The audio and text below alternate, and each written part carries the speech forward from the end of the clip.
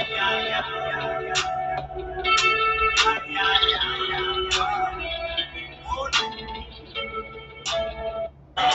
can I entertain myself? Is it all a dream? I feel away, and I don't wanna blame myself. When it comes to you, I feel ashamed. Got everybody wrong right now. We be vibing up the drugs right now. Give a fuck about hate. Need love right now. Devs got paid, you got plug right now.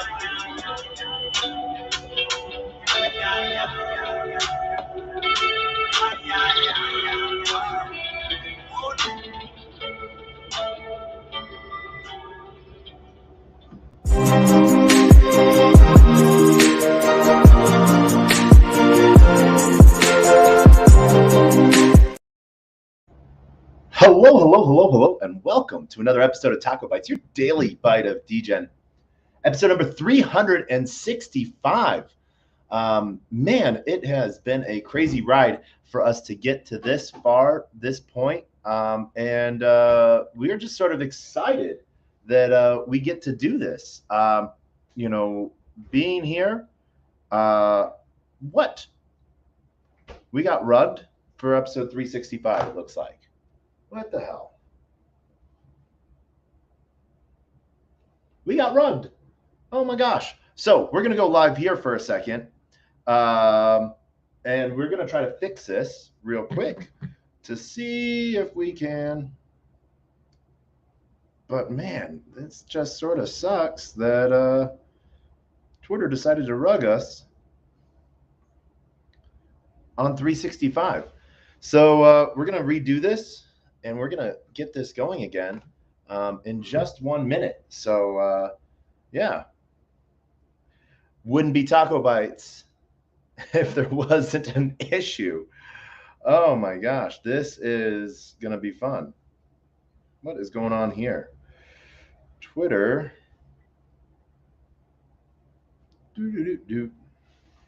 So let's see here. Spaces. TacoBytes. Your daily bite of Degen. Number 365. Twitter rug.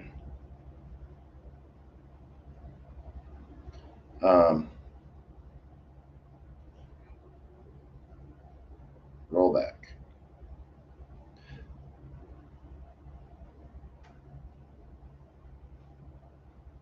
So we're going to start this in 10 minutes.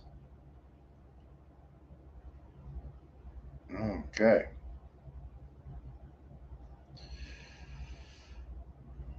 GM Degens.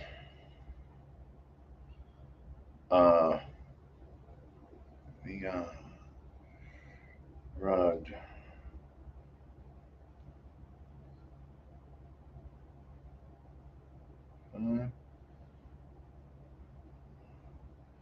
Start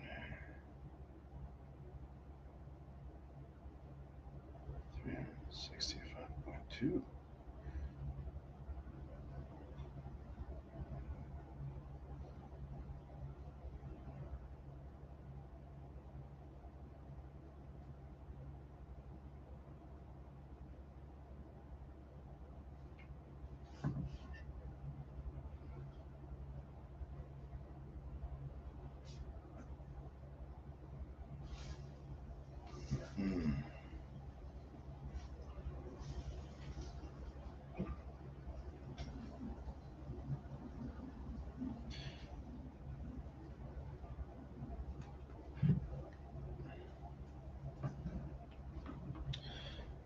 So let's see here.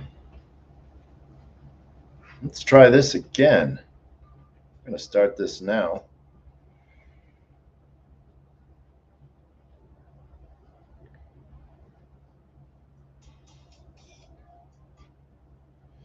We are going live again, and we are going to do what we always do. We have try to have the funnest with this. So, hello, and welcome to Taco Bites, your daily bite of Degen, episode number 365.2, Twitter rugged rollback. It would not have been a classic space if for some reason Twitter didn't rug us. When we've been doing this for a minute, and this has sort of been the fun thing about it, is that we just keep it going. A lot of times over the past year, we have seen we've tried a lot of different things. We have seen different ways of doing things. And the biggest piece of it has been just keep going. We really try to, have some fun with this. And so we really just sort of hope that you're able to find fun in it as well. As we get going, we're going to be building out more and more things. So as always, I want to just do a quick shout out to our entire YouTube family for both channels. Those that join us via Twitch, shout out to you, as well as those that join us from LinkedIn, Discord, Xenon. Huge shout out to the entire Xenon family, as well as to our Unlonely app family. And so we're just doing a little house cleaning to get this going. And so we hope that you're able to join us as well, as this can always be a really fun thing, and there's a lot to sort of go on from yesterday. A lot of craziness happened, and, we get to see everything from there.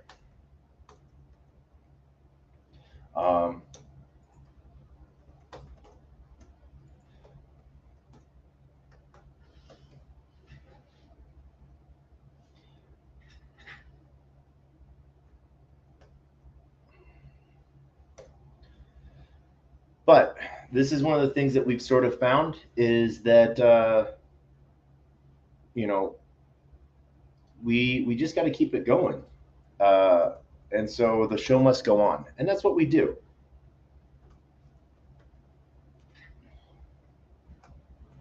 We're going to be covering a little bit more from yesterday and the market crash that we saw.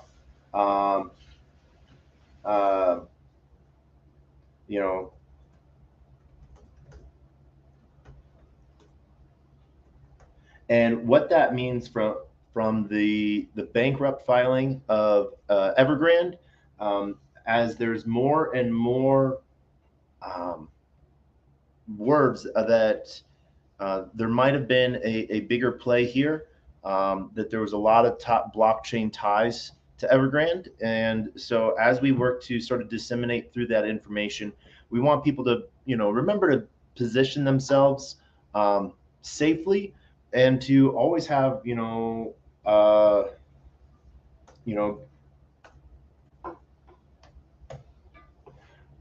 position themselves safely, as well as getting ready for what might be coming up next.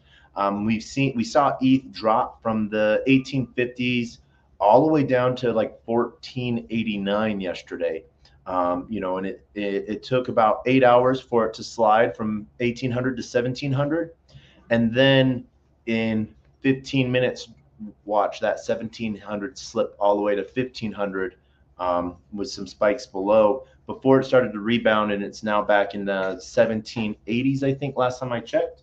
Trying to keep a little bit of an eye on this. Some positions, it's at 1652 right now. So we've had actually another drop of another $100 today. So we've seen that sort of dip down, and so we will probably see a bigger recovery piece as positions are liquidated, and it's more movement of finances, and that sucks. I think it was reported at over almost $950 million being wiped off yesterday, with one of the largest positions being over $53 million being wiped off in liquidation. So that can be a scary, scary thing for some people. And so, not knowing how that may pertain to people's markets. I don't know, I can't say what every one person is doing, nor should anyone say. The biggest thing that I tell people is never measure yourself to other people's bags, because you'll always be disappointed. And it can be that can be a hard thing. We're seeing a huge spike in movement on PDI, on Pulse Chain, as the community, like, this is almost like a GameStop thing, where the community is working to repeg a non-stable stable coin. And so it's not big industries, um, it is not any one person, it is a community of people. And we see people that are making moves that drop them. And so we also see some really big movements of people that could liquidate not liquidating and instead buying more or providing liquidity.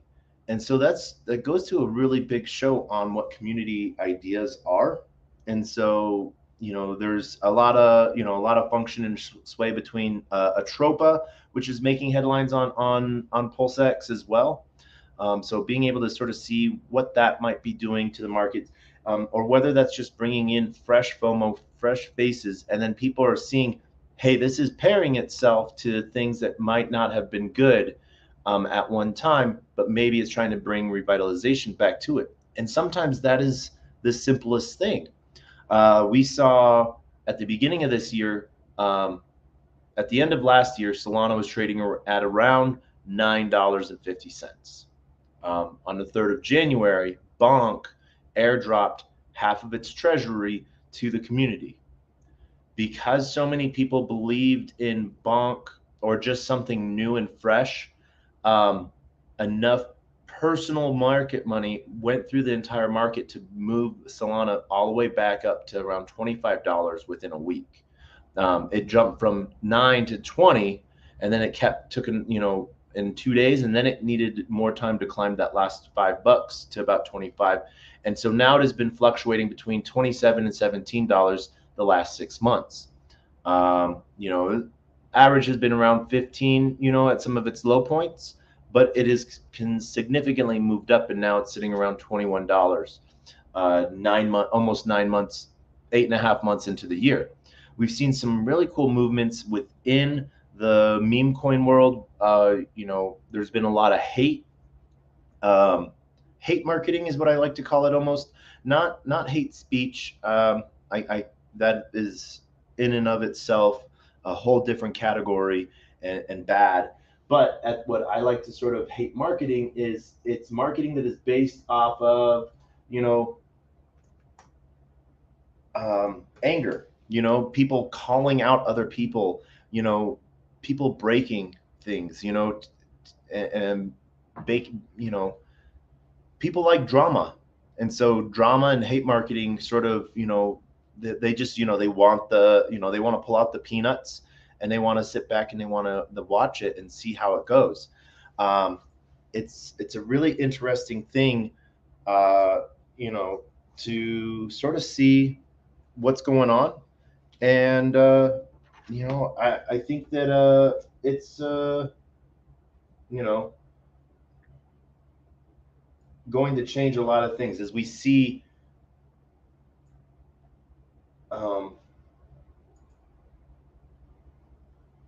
Hold on one second, just typing message to someone.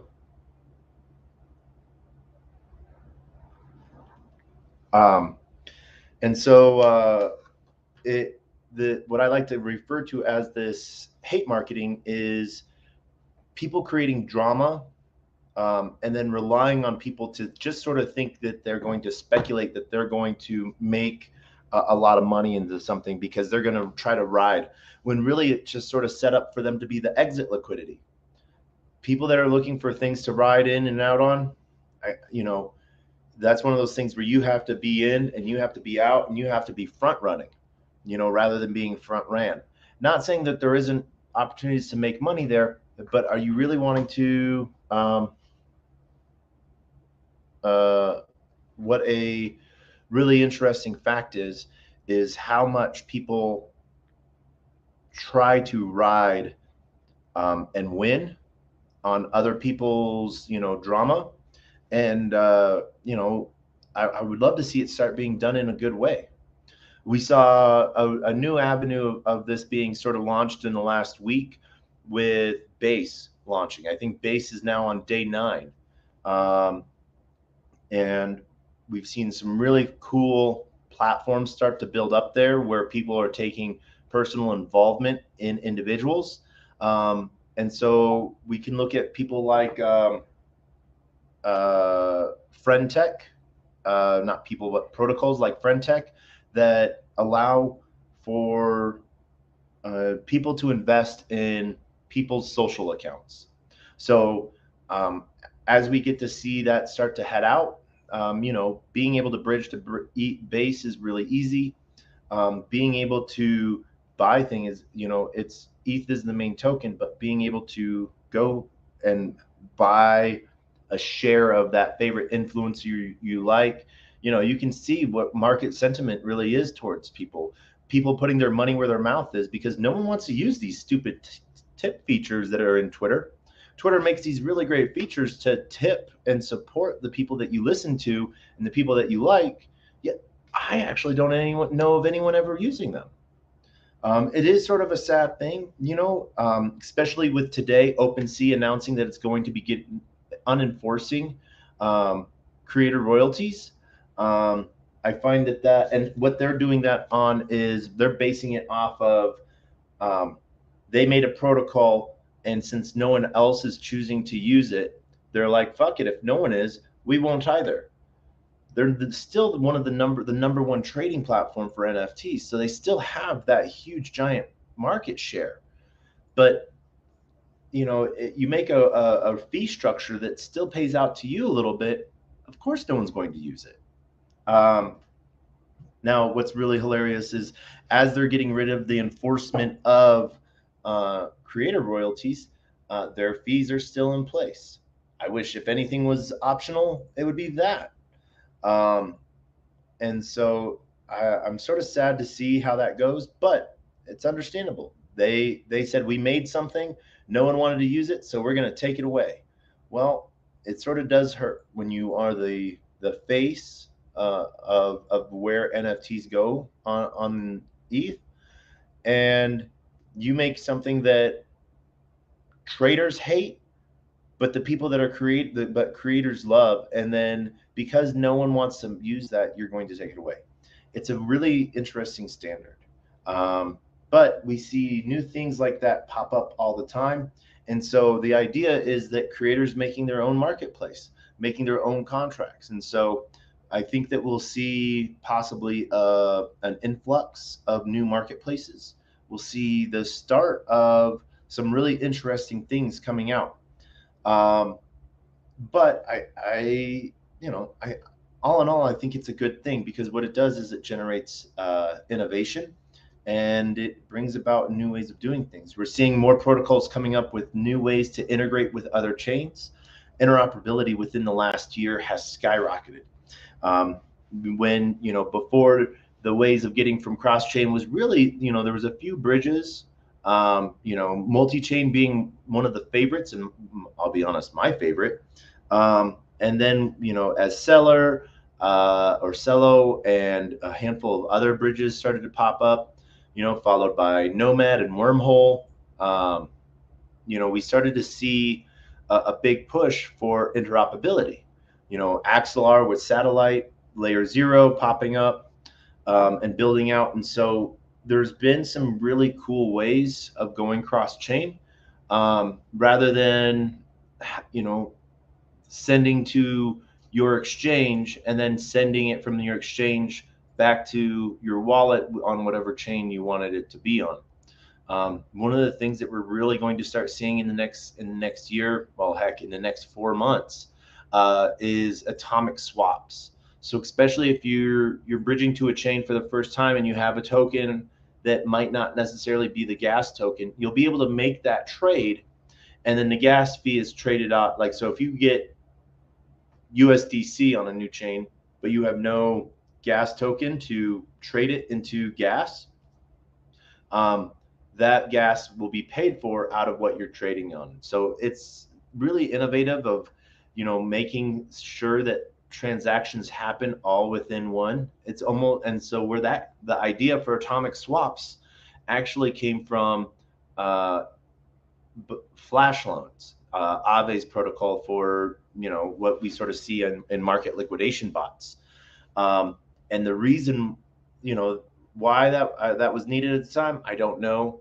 I can see its purpose, but how something like that was then turned like, well, hey, if we're going to be able to do a transaction all within one contract, within one, a whole bunch of different functions within one transaction, why not pay the gas fee out of it as well?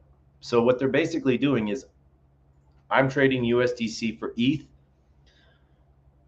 In that transaction, my USDC is put up as collateral for the ETH plus gas. Gas is paid for, ETH is paid, and then the ETH goes to pay back the loan. And so that's all done within one transaction. And so I think that is some really cool stuff that's coming out. And so really it comes to how much people want to see stuff like that. As we see Interchain Quest sort of being promoted by Axelar, interoperability will be a thing of the past, because you'll basically just say, well, I want this token to be ETH. And then you go to a site and you're like, well, instead I want this token to be Polygon, and so, you have that same amount anywhere you go. And that's some really cool stuff there. Some of the downfalls in the last year, some of the really sad pieces we've seen. Number one disappointment probably would be rotten eggs. That was one of the most funnest hyped NFT projects. They just thought they bit off way more than they could chew. Did they disappear? No. They are still building. They're still creating, raunchy egg cartoons. Has that found its market niche? I don't know. I don't think so. But let's see here. GMGM to OX2. By the way. So, yeah. It's one of those things to where we get to see a lot of different things change. When people think that they're going to be able to succeed at something but then fail, they don't just walk away anymore. They figure out how to keep going at it. And so I do got to give a hats off for Rotten Eggs for that. Your pre-reveal, as we all know, is a lot better than your reveal NFT. And so it gives hope for aspirations of something better. Last year we saw season 2 of Utes, as well as the Utes list. That was a huge thing. Now, as we go into season 3 of the DeGods Utes, we're seeing Utes, during this past year, DeGods and Utes have moved from Solana to ETH and Polygon, and now we're seeing Utes move from Polygon over to ETH. And, as a project, I think that's a smart move. I understand the D-Labs' decision to have those two different chains, because they were trying to foster two different communities. What they realized was that most people were the same. They were DeGods, they were also Utes. There wasn't two separate communities. And so they were basically sharding their own community. And so as they're working to bring that all into one play, it will allow them to do things a little bit more streamlined. And as the integrate for season 3 happens, with both, burn downs as well as DeGoddesses, that will be a really interesting fact to see.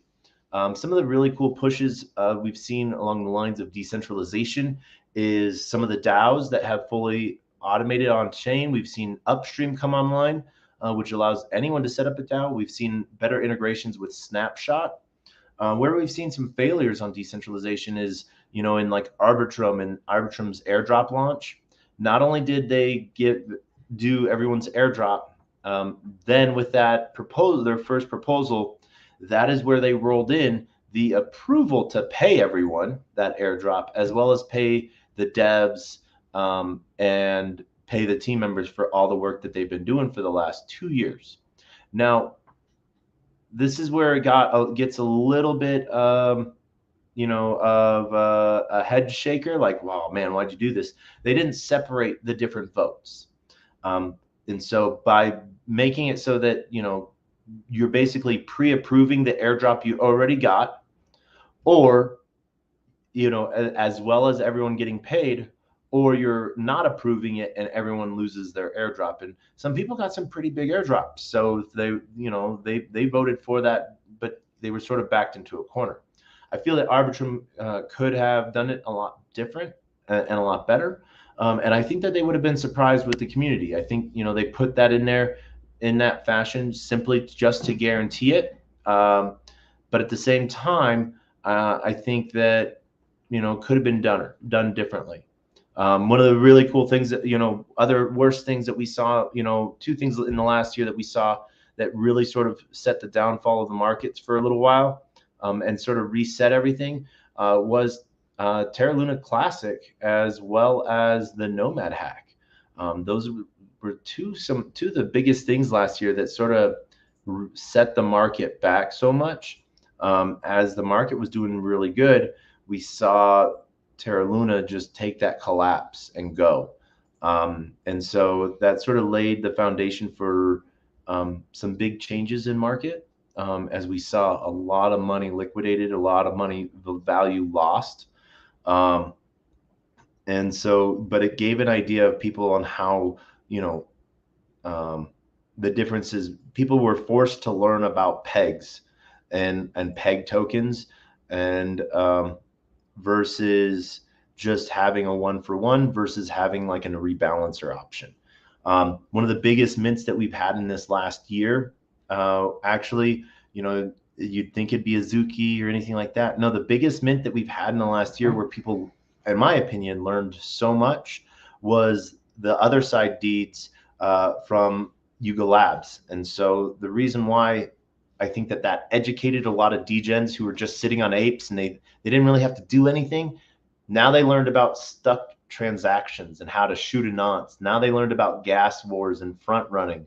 And what was really crazy is they acted like no one had ever seen this before.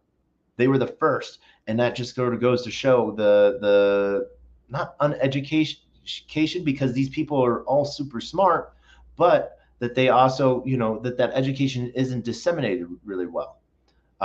We've had a lot of cool things in that since then, with the upgrades to Ethereum from proof of work to proof of stake.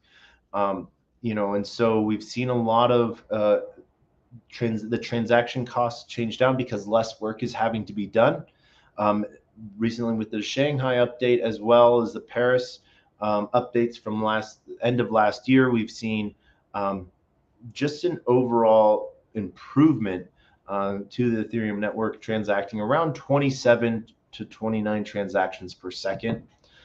It is no super highway like Solana or Avalanche or Hedera or Polkadot or Cosmos, but it is that tank that just keeps on going. And so what they've sort of looked at, the Ethereum Foundation has now decided to pivot, the roadmap. Instead of trying to become innovative and super and fast and all of these things, they're like, since so many chains are using us as their settlement layer so that they can go do faster and bigger things, why don't we just stay home and make sure that home is safe for everyone, and that anyone that builds out these layer twos, they have a safe settlement. And so I think that is a smart decision, because I've said many times, different chains for different things.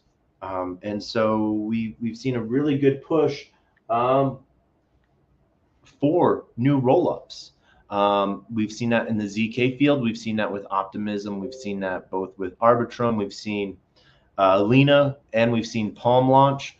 Now we're seeing Manta getting ready, and we're also seeing Side Network. And so, there's been a ton of airdrops, and so I'm sure you, like everyone else, has gotten DM'd like crazy about MEV bots and airdrops. Be careful with those, please. 100% the MEV bots are probably all fake. And scams, same thing with most of those airdrop pieces. Go to the official homepages, and even if you don't like that project so much, it is a giant account. Follow it just so that you know that if you ever get a message of some kind or you see a post of some kind, you see that little button that says that you're following them, so you know it's the person that you're, because something might interest you all of a sudden. You never know. And that's one of the safest things you can do. We've seen a really big push as well in ENS and Ethereum naming services. That's become really prominent as those APIs are relatively able to be used. People are able to be identified on different websites by their ENS, so they're not actually having to create accounts. Their wallet and wallet signature has been a really big thing that has pushed account growth. So that's been a really cool thing there. And now we're starting to see the ZK side of website logins, zero knowledge, meaning people don't necessarily need to know anything about you other than the things you want them to know, and like the bare minimum that to interact with their site. If they just need to know your name, they can use your wallet address if you sign a connection with that. We saw a really cool push in the last year with not only Revoke Cash, but as well as Delegate.cash. Once again, Yuga helping push people's education. We saw with Doogie Dash and the Dookie Key Sewer Pass delegated wallets, meaning the main asset is safe, but from there, you can sign in and benefit from having more than one wallet. So you have your safe wallet and you sign a connection saying that this wallet is basically doing work on your behalf, and this wallet should be recognized for all of the cool things that you hold in your wallet. So it's really cool to see things like that happen, because what that does is it leaves assets safe. So one person could have 50 other. What we were seeing was one wallet that had a bunch of Dookie keys and sewer passes delegate 60 wallets. So they had a whole bunch of gamers playing the game on their behalf, yet their asset was safe. Now, was that the whole idea of delegated wallets and what sewer pass was? No, it was, you have a pass, you play. Well, what's really cool is with technology is we can have other people do things on our behalf and people still benefit from it. So I think that there was a lot of cool stuff that came out of that. And so being able to see that safety, we've seen a lot of new ways of integrating both delegated wallets and hot wallets without putting assets at risk, because there's still a huge amount of draining going on. I saw a report last week, I think it was from Certec, that July was the least stolen funds month in the past year. Meaning, not that anyone was trying to do less stealing, that's on rampage, but people were either a little bit smarter, or they clicked on less random links, or they got some help from different outside sources. And there's some really cool wallet extensions. One of my favorite ones that I love, and I know the team personally, is Wallet Guard. And it's a Chromium extension that just all it does is say, hey, this is what this transaction is actually doing. So it lets you confirm, like, yes, I'm trading this item, I'm sending this item, or I'm receiving this item. Like whenever you're supposed to go claim on this airdrop, you're signing, something that is just supposed to say, this is my wallet. But when some of these scammy airdrops come up, they try to have you have, send the gas fee, and which really you're signing a message that pushes you to, give them access to all of your funds. And so we've seen some drains that way. So being able to understand what's going on in the JSON file, what's going in on the executable command to your wallet, has been a really cool thing. So Wallet Guard and Join Fire have been my two links that I've really saved out. I even had a scammer on the phone about 3 weeks ago, and right before I was supposed to do TacoBytes. And so I kept him on the phone while I was doing TacoBytes, and sort of like how they tried to walk me through giving them connection to my wallet.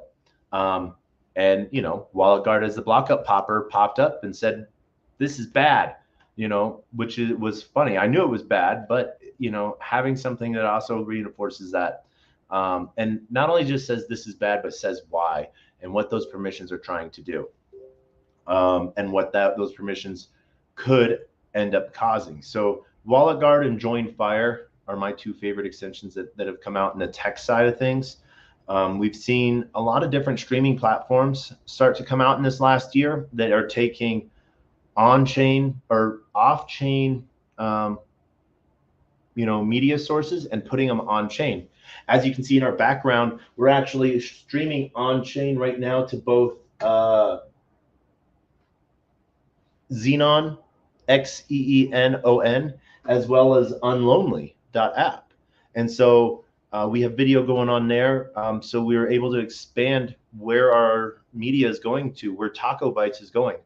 Right now, TacoBytes, we're also not outside of those two places. We got video up in the Jumbotron, and then we also have video going to Twitch, two different YouTube channels, LinkedIn, and a Telegram channel. So we've started to slowly expand TacoBytes, and these are some of the really cool things that have come out in this last year of tech that was there, but someone building on it. One of the worst things that people sort of dislike about some of the chains that come up is they complain about integrations, or like that chain's wallet really sucks. Well, one of the things those chains do is they make bare minimums, or they make them the way that they think that people need to interact with it the best way possible. But because it's all open source, anyone can go build something better. And so it's really cool to see that. One of the really cool things that sort of popped up in the last year is a lot more ties to Bitcoin, both in the ideations of Bitcoin, and the Satoshi white paper, as well into projects that are revoked contracts, immutable contracts, and then the idea is just go make it and play with it and see what you do. We've seen some of the really big projects in the NFT fields doing sort of the same thing, where free to mint just cost gas, tokens free to mint just cost gas start to really pop up, and then it is the community that puts any value behind it. Right now, building out a education program with Eskimo, that's joining us in the crowd. Welcome, Eskimo. To utilize a Learn and Earn platform to teach 14,000 people about a concept of first principles and about a project, Zen, and the entire Zen ecosystem. And so it's just an amazing thing that we're able to do these things and incentivize people by active participation. Proof of participation has become one of the buzzwords in this past year, and we really see it doing amazing things. So I'm really happy to see how much this has grown, how much this has kept on going, and really excited what this next year can bring. We're out here in Denver right now. We're getting ready. I don't think we're going to be staying in town for Rare Evo, which is a multi-chain event, with Cardano has been the main focus in the past. But they're having separate multiple other chains there as well, and projects from the entire blockchain ecosystem, which is really cool. What I see Rare Evo is mostly around like not industry, but more about like the tech talks and explaining it. We have Brooke Lacey she's doing some big stuff. You might see her videos out there making fun of certain people, places, and things, sarcastically, but she comes off this one way. She's actually has an entire background in cybersecurity and an engineering degree, and it's so cool what Web3 is able to do, and the people that you think one thing about turn out to be completely different. And so I'm just sort of excited to see this come along in such, in the last decade. The fact that we have people, saying, oh, you need to ask founders what their ties to China are. Well, are we looking at gotcha moments? And my question is, and this is an internal question that I'm literally coming up with on the fly, does it really matter where the money came from to build something if the code itself is solid and immutable? Now that is something for you and you alone to decide on. I haven't even made a decision on that. But it is a question that, if the code, if we're living in a world where trustless and permissionless are overall themes, I shouldn't really care where the person that made this got paid from if the code is solid and it is non-nefarious code. If the code does exactly what is, the short forms of what it's told it's going to do, and it doesn't do anything secretive or nefarious in the back end, then I don't care. I don't think, And so, it'll be hard to sort of, be about a week to sort of fill out an opinion on that. But that's an overlying question on there. Should we actually care? If that is, if that is one of those things. And then, the other side, as I was talking earlier about OpenSea, I was reading someone's post is, well, if you're an artist, you shouldn't care about royalties or getting paid for your art. You should just get your art out there. I see that comment a lot from people that don't create anything. Now, I'm not saying creating NFTs. I'm not saying, creating video games. I'm just using the overall term create. Anything that's done out of love or enjoyment in any way, shape, or form, or made for the betterment of others is a form of creation. Did you cook a meal for someone today? You created that. You took separate ingredients and put them together and you made, ta-da! I hope they were tacos. That is all I can say. I hope they were tacos. But we've seen a really cool influx of creators building different things, and platforms building to support creators. So as that tech starts to evolve, and people really start to build on things like first principles, but not just use that as a downfall. Like, that doesn't sound very first principle-y. Well, what first principle is that violating? Why does it go against what you think? And so, not to challenge you that you are wrong in any way, shape, or form, but to defend your position or to explain it. It's sort of like that whole blanket, well, that's racist, or that's not politically correct. Well, if someone's not necessarily intending that, and they might just be off in what they're saying, guide them, help them along, and or at least share your perspective, because are we all right or wrong? We won't know. Are we doing this the way we're supposed to be doing this? Yes, we're all playing our part in this giant puzzle. How that's going to eventually fall into place, we don't know. What I do know right now is that we're not building the final solution. We are not building what Web3 is going to look like in 10 years when, everyone right now is talking like Web 4, Web 5. I'm talking in 10 years time, all of the platforms, all the protocols that you see out right now will look barbaric and archaic, and they'll look like simple interfaces like Curve does right now to you, or in 10 years time, because the kid that's picking his nose hasn't decided what it's going to look like. So there's so much potential out there for us. What I see us actually doing out there right now is we are either trying to break the archaic past that, financial institutions and ways of doing things, and we're trying to clean away the rubble and start building foundations of how things can possibly be. Web3 lays out a really great groundwork for us to build something new. I have fun days and I have bad days in the Zen community. I think it's the funniest, dumbest thing sometimes. I think it's very innovative and smart at other times. Other times I just want to just pick up my laptop and throw it at the ground on something sharp. And because people get distracted as soon as you get money involved, and with a protocol where the founders didn't put any liquidity into it, they just built a simple code that makes things, and people went and made it, and then people decided that it should have monetary value. I plan on trying to either one, educate a little bit more people about it, um, or planning on flipping it on its side, because everyone is looking for these economic Ponzi economics where you need to get paid double than what you put in. When everyone is expecting more from what they put in, it will be a system that will eventually fail because it will run out of things. Um, so we are in amazing times. I'm super excited and bullish on what's coming out. What I want people to do is take personalities out of protocols.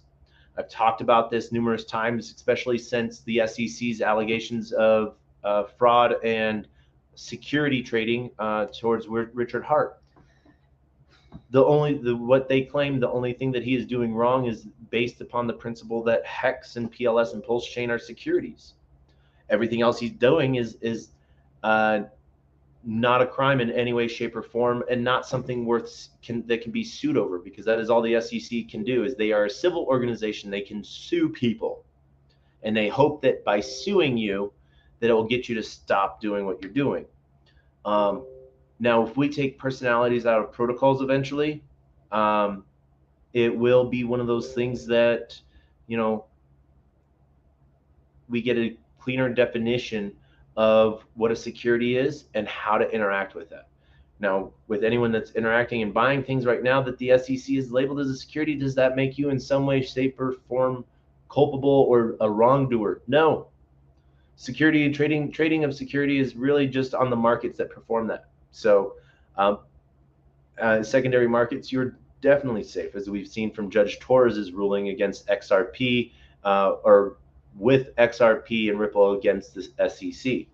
One of the coolest aspects that have sort of come out over the SEC overstepping its boundaries is professionals in the legal community, in the securities community, that are used to create regulations, and well, not necessarily create, but interpret them for the industry to work on and work with, have stood up and told the SEC no, that based on, I think, around 50 different citations in different cases, that because not everything as the SEC says is a security is a security, and because of this, the Howey test, it is not an investment contract. It is not a security. Now, two things that really point out in the Howey test that, if you have any worry about the item that you have, um, one of the items that may get labeled or may not get labeled a security, one of the major tests of the Howey test is an investment contract is something where you have bought an investment of something and then solely because of the work of others, you expect it to go up. Now, if you buy a token or you go buy a project and you go tweet about it, you go share some love, you're helping making sure to find that item is not a security per the Howey test. That is the governing litmus test of what is or isn't a security. If you're relying solely on the work of others, those that created the contract to make your investment go up, then it could possibly be a security.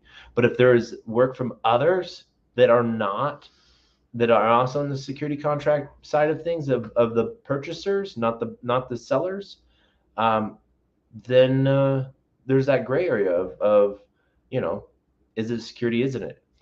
But clearly stated out in the Howey test is if you buy something and you're going and shouting from the rooftops how much you like what you bought, you you are making sure and doing your part to make sure it fails the Howey test or passes, depending on how you look at it, but that it is not registered as a security. Now, the SEC may fight that tooth and nail, and we are going to see that come out to us live. Thank you, crypto Twitter, or CX, crypto X. I don't know what to go with that now. I no longer retweet things, I repost them. So I guess I have to update my vocabulary from RT to RP. But that is one of the really cool things. And I ask, that you stay ahead of the game and you educate yourselves on these things that are coming out as well. Yes, you can always get the TLDR from me or any other person that runs a daily space, and there's 1,000 bright minds. There's more than 1,000 bright minds that are sharing their voice out there. And so my number one suggestion as we get ready to wrap up episode 365 of TacoBytes, I just want to do quick shout outs to O-Eggs over in Unlonely. And shout out to the family over on Xenon. Shout out to our watchers over here on Twitch and YouTube, and to everyone that's in Twitter as well listening. This has been an amazing year, and we're really excited for TacoBytes year 2. So TacoBytes season 2, I guess, starts tomorrow. No, there's not going to be a Utes list. I don't know. Maybe I should just ask D Labs for some help on my season 2 piece. But as always, we end this show the same way we started this show, with our words of wisdom, the best, worst, knock joke on the face of the planet. And so I will see you all tomorrow. My name is Player One Taco, and this is TacoBytes, your daily bite of Degen, episode 365. Point 2, because Twitter rubbed us on the first one, by the way. Oh my gosh. I posted that everywhere. I am so sad. Oh well. I want to thank everyone for joining us today, and we will see you on the flip side. But as always, our words of wisdom are: a closed mouth cannot be fed, and you cannot feed a closed mouth. Meaning, if no one knows that you're looking for opportunity, opportunity cannot come a knocking. And if opportunity does come knocking, meaning if someone comes to you and says, hey, I want you to do this for me, and you don't answer that opportunity, it's going to keep on walking. So not only do you have to be out there letting people know you want opportunity, but you have to answer that call when it rises. And that will lead to newer and better things all the time. So with that, we end with the greatest, worst knock joke on the face of the planet. Thank everyone for joining us. I hope that you all have a wonderful rest of your day. But knock. Who's there?